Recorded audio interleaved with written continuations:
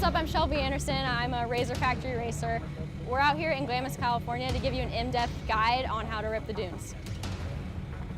Being from the Southwest, especially out in Glamis, it's not just about stock vehicles out here, it's all about upgrades, and Polaris offers such a wide range of accessories that you can add, whether it's wheels, tires, bumpers, cages, anything you could possibly think of, Polaris has, and it has everything you need to customize a vehicle to bring out to Glamis. Lights are probably the most important accessory you can have, whether it's at night and you're out ripping in the dunes. It's not just a customization aspect, it's more of just a safety thing to be able to see all around you so you don't get caught in a witch's eye, so you can see the dunes transfers at night. Polaris offers a wide range of lighting accessories where it starts from Pro Armor, which is an awesome brand for lighting, and then it goes to more premium brands such as Rigid. While I'm racing, I really like to have lighting low on the vehicle so I can see the ground, see the terrain in front of me, but while I'm out in the dunes, I actually prefer to have a light bar up top so it casts over all the dunes and I can see all my surroundings around me. Harnesses are definitely, in my opinion, with racing, a very, very, very important part. Having the 4-point Polaris harnesses are definitely very important in the dunes, just having that extra peace of mind with a 4-point, so it's almost just like you're in the seat and you're one with the car.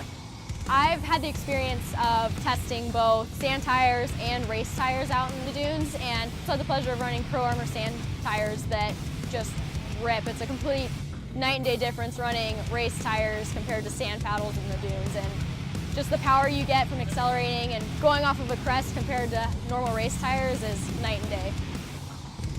It would be very helpful to have a spare tire on the back of your car so you can quickly lift the car up, jack the car up, switch out the tires really fast and continue your ride. I would personally carry a spare front, so if you're going down a dune and you happen to hit a hole, you're going to hit it on the front, and that's when you typically see the tire roll off. The rears you don't have too much because you don't take that impact with the rear. Besides the comfort aspect of having the roof, if you happen to have a rollover, it's there for just another peace of mind, but on top of that, the sand, the sun's always super harsh, being out in the desert can help you with that.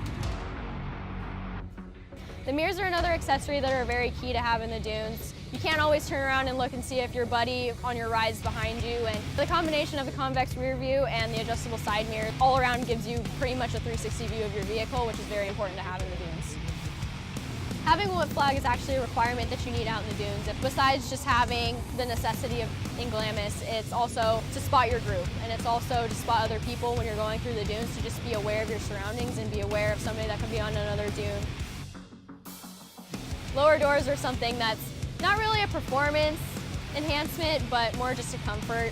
You can make a hard turn, and if you don't have the lower doors, you're gonna get that spray of the sand. Maybe during the winter time, you want the lower doors to just keep as much heat in the vehicle as you can, while opposed to the summertime, you might want to take those doors off, which is very, very easy, and you just pop them off and have that ventilation throughout the car. Polaris actually offers a lock and ride option with a cooler and cargo box, and both of these are really awesome accessories to have, whether you want to bring food out for long rides, drinks out for long rides. The weather changes throughout the day, you can bring jackets, you can bring tools, you can bring parts that you might need, and everything's right there, and it's easily accessible, easy to take out.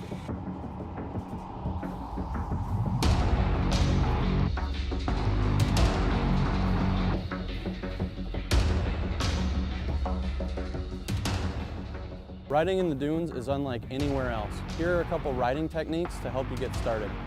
First, always ride in a group and stay with your group. If you get separated, go to the top of the tallest dune near you and stay put. There aren't any trails or designated riding areas out here, so traffic is crossing over each other, and you need to keep alert and watch where you're going. Always drive in all-wheel drive. It helps propel you through the sand and keep you afloat. It's also easier on the machine and the belt and will extend its life. When you're riding in the dunes, eventually you're going to break a belt, but replacing one is a pretty quick and easy process. Make sure that you always carry a spare belt with you and the tools, the socket set to remove your belt cover. A few ways to extend your belt life.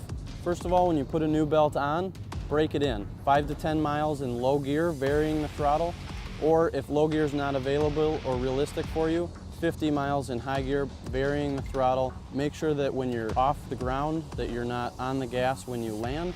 Don't park uphill. Make sure that when you're parked, you're pointed downhill slightly and in a direction that allows you to get started again.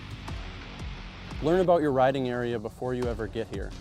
Think about wildlife, trails, different laws, what kind of permits you might have to have, and anything that you're going to need to know so that once you get here, you're ready to ride and you don't have any issues.